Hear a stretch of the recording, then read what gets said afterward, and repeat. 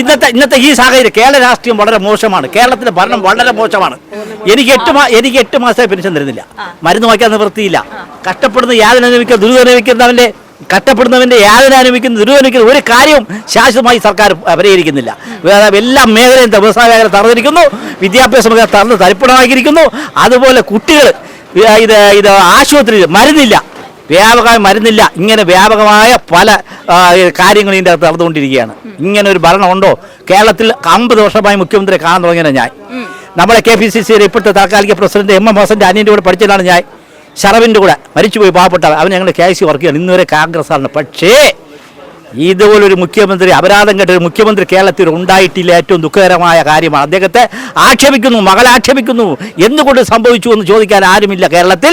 അതുകൊണ്ട് ഇതെല്ലാം മനസ്സിലാക്കി കേരളത്തിൽ ഞങ്ങൾ ഇപ്രാവശ്യം ഹിന്ദു, മുസൽമാൻ, ക്രിസ്ത്യാനി ഒറ്റക്കെട്ടായി 20 സീറ്റും പാർലമെന്റിൽ നമ്മൾ ജയിപ്പിച്ചെടുക്കും. സംശയമില്ല. പോട്ടെ.